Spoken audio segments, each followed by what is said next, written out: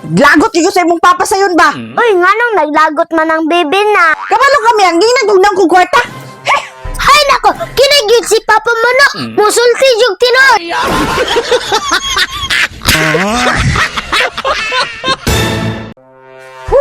O kapalit og bugas dere, sobrang libo namang isa kasako. Ah, grabe po. Itanay naman kayo to sa radyo.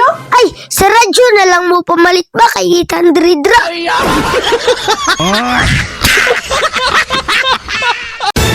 Mama, wala na kanon ma. Magkaunon tami kay gutom kayo.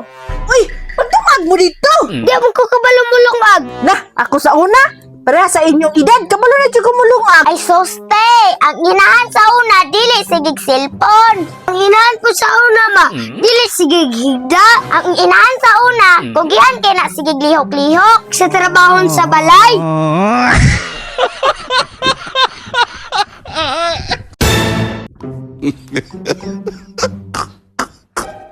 Matay ma, murag wala na may dit-dit di papa ba?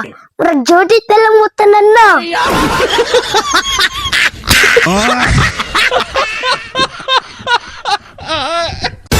Sayon!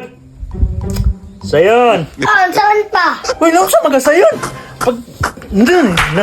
Pagpalit itong manok ka. Saan ang manok pa? Bisa kung sa. Basta kay manok. Okay pa. Ay pa, ang sakli ako, anak. Oy, mo na. A few moments later. Pa, nara pa, manok pa. Uy, iso, manaan to mangluto.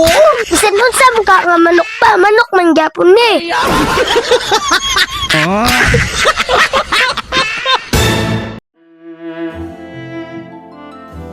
Uy, Cole, wala nang pera? Oo, miyang. Bro, huwag kang mawalan ng pag-asa. Darating din ang araw. Masasanay ka rin.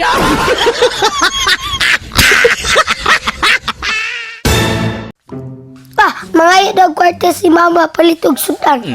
Kwarta, wala na ko'y kwarta dire. Ah, okay pa. A few moments later. Uy, ako man ang manok. Uy, daro, pagpalit sudan. Bisik. Kol, naay sudan o gihatag ni ni Papa. Wow, lamihan ni miyang. Uy, magpasalamat kita sa yun. Uy, manong ako may magpasalamat ba nga? Ikaw ra may gitagan.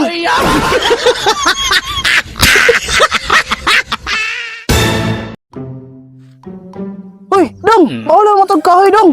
Nakasama ka sa DNR, baka priso ba yan, ah? Ang tao na may labaw sa batas karon. Tanaw-tanaw lagig sinitihiring.